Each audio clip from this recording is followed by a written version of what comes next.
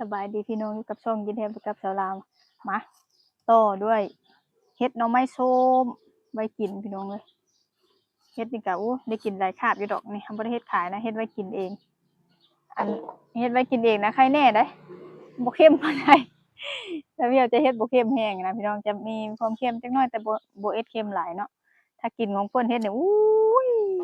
เอามาเอ็ดแกงเอ็ดอะหยังก็คือว่ารู้สึกว่ามันจะเค็มไปหันน่ะเฮ็ดกินเองนี่มันจังแบบความบ่เค็มปานใดคือว่าแซ่บแน่อันก็คือว่าแล้วผู้เฒ่าเพิ่นว่าถ้าเฮ็ดเค็มมันก็เก็บไว้ได้เป็นปีหันน่ะเก็บไว้ได้โดนก็แม่นอยู่แต่ว่าของจักเทื่อเฮ็ดก็เก็บไว้ได้โดนอยู่แต่จักเทื่อจะเฮ็ดบ่เค็มแรงบ่จำเป็นต้องเค็มปานนั้นเค็มเกินไปมันก็กินบ่แซ่บเนาะพี่น้องเนาะหน่อไม้ส้มนี่ก็ได้เอามาซุปเอามาแกงใส่ไก่ใส่ปลาแซ่บเอามาผัดเดี๋ยวอันให้มันออกหลายๆก่อนจังว่าเขาบ่ไปหาก่อนจังว่าบ่ไปเจอตอนเขาเอาก่อนอันนี้ไปแล้วเขาเอาก่อนเนาะมันก็เลยได้บ่หลายนะเดี๋ยวเราก็ไปหามาเอ็ดไว้เรื่อยๆก็ได้นะพี่น้องสะสมไปเรื่อยๆนะเอ็ดไว้เรื่อยๆไว้กินพู้นล่ะยามบ่มีหน่อไม้แล้วหั้นนะมันเป็นอันใดที่กินได้ตลอดเด้หน่อไม้ส้มนี่เอามาเฮ็ดหยังก็แซ่บแม่นบ่พี่น้องมันกินได้ตลอดก็เลยต้องเฮ็ดสะสมไว้กินหลายๆหั้นนะเดี๋ยวเราสิปอกก่อนเนาะปอกแล้วเอาไปฟักจังเอามาแช่ไว้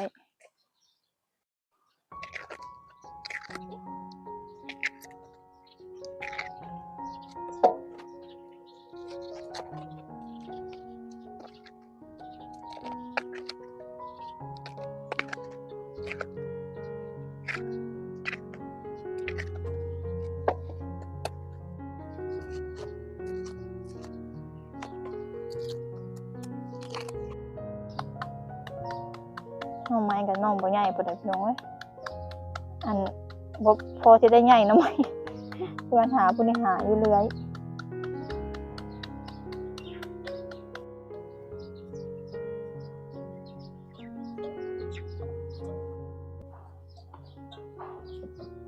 ฟักแบบนี้นะพี่น้องฟักคือเขาสิฟักมะฮุ่งตำหั่นแหละกระเทียมมักเอ็ดต้นน้อยแหลบๆเนาะเวลากินมันจังแซ่บแล้วแต่คนมักคือว่าล่ะบางคนก็มักต้นใหญ่ๆกระเทียมเพิ่นมักต้นน้อยๆเวลากินมันจะแซ่บเด้เวลาเอาไปซุปไปแกงนี่ต้นน้อยรู้สึกว่ามันแซ่บดี ถ้าเป็นนั้นเห็นบ่หน่อไม้ส้มที่ขายอยู่ในห้างนะ คือกันกับที่เขาอันเอ็ดเป็นแผ่นเอ็ดหน่อไม้คือสิแกงอะนะเขาจะเอ็ดเป็นแผ่นใหญ่แบบนั้นอันมันจะเป็นแบบนั้นเนาะบางมองก็ได้แล้วแต่ต้นแบบใดก็แล้วแต่เลยแต่สำหรับจะแปลว่าแบบนั้นบ่แซ่บบ่มักไงเฮาบ่มักอันนี้น่ะเฮ็ดกินเองเฮ็ดตามใจโลดกินของคนอื่นก็เค็มเฮ็ดกินเองเอาโลดมักติหลายมันเค็มเนาะกินบ่ได้แต่เค็มพลึกพะโหลเนาะเฮาต้องเอามาปรุงอาหารอีกเนาะมันเค็มหลายมันก็ปรุงมันก็บ่ได้เลยเค็ม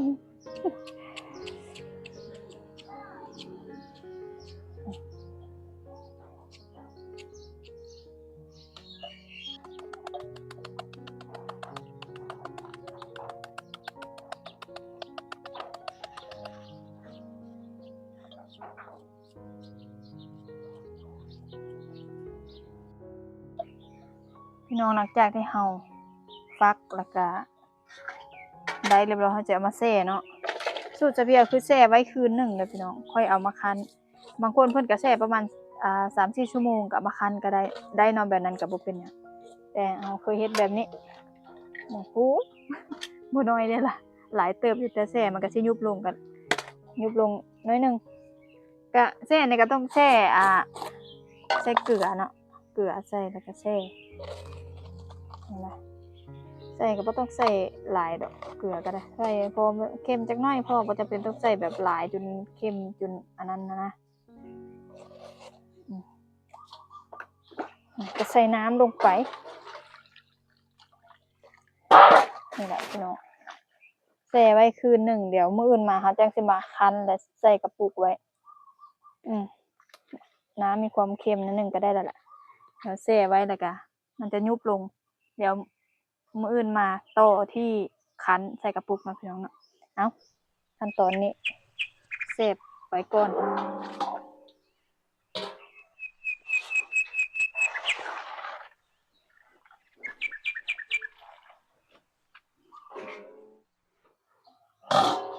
ี่น้องเฮากะแซ่ข้ามคืนแล้วเนาะเป็นมื้อใหม่แล้วเด้ออันนี้ นี่แช่ข้ามคืนเรียบร้อยแบบนี้เขาก็จะมาล้างออกแล้วค่อยเอาไปคั้นแล้วก็ใส่กระปุกไว้เนาะก็สิมาล้าง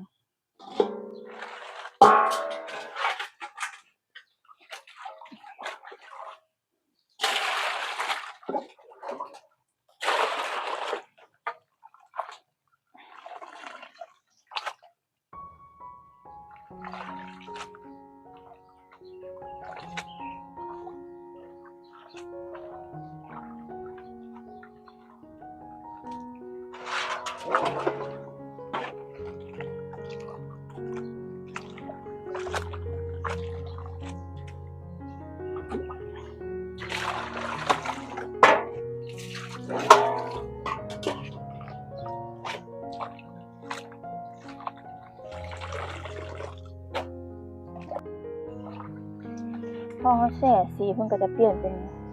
ขาวๆแบบนี้นะพี่น้องเนี่ยล้างเรียบร้อยเขาก็จะเอาไปคั้นใส่กระปุกเนาะขั้นตอนนี้ก็บ่ยากเนาะบัดนี้มาพี่น้องบัดนี้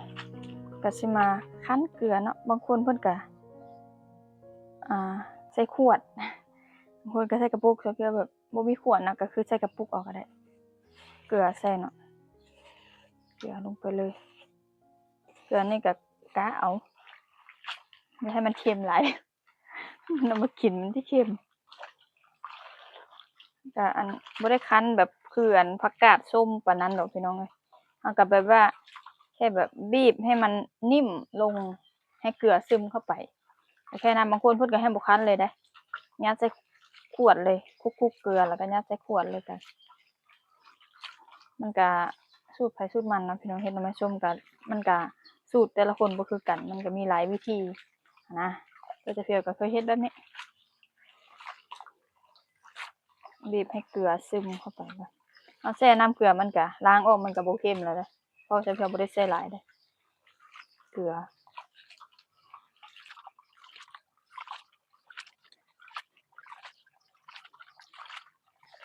ซีมมันก่อนเด้อเค็มแล้ว เค็มอันนี้ซ้ำนี่น่ะพอเลยต้องใส่หลายเค็มแฮงมันก็ข้าวก็ใส่เป็นข้าวสารพี่น้องเป็นข้าวสารบ่แม่นข้าวนึ่งเด้อตัวนี้ข้าวสารข้าวเหนียวหรือข้าวเจ้าก็ได้เนาะใส่ไปนี่ลงไปนี่ใส่บ่หลายดอกประมาณแบบว่ายุบหนึ่งพอ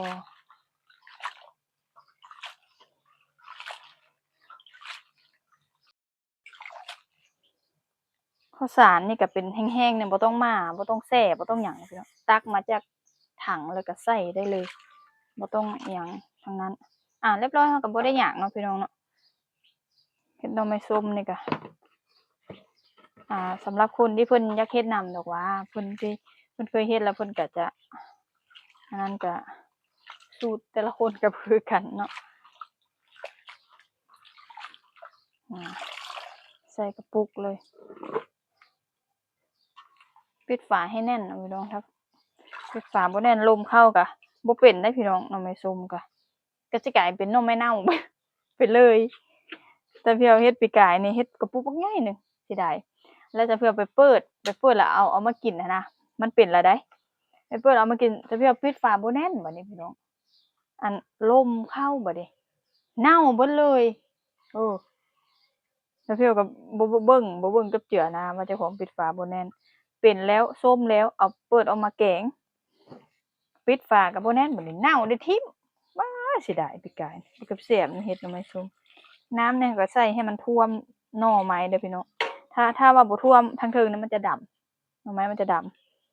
ำให้ท่วมแบบนี้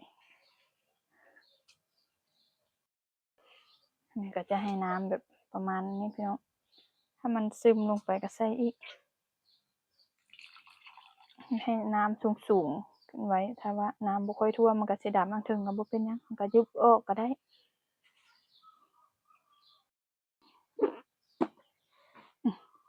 เดี๋ยวจะเพียวย่านมันลมเข้าอีกเทื่อหนึงเดี๋ยวก็ได้ซ้อนถุงก็ได้นะพี่น้องเพราะว่าบ่มั่นใจน้ำมันอันฝาปิดนั่นก็สิสิแม่นบ่พู้นนะ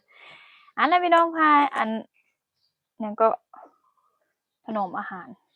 เฮ็ดหน่อไม้ส้มไว้กินพี่น้องเอาไปแกงไปซุปไปหยังก็แล้วแต่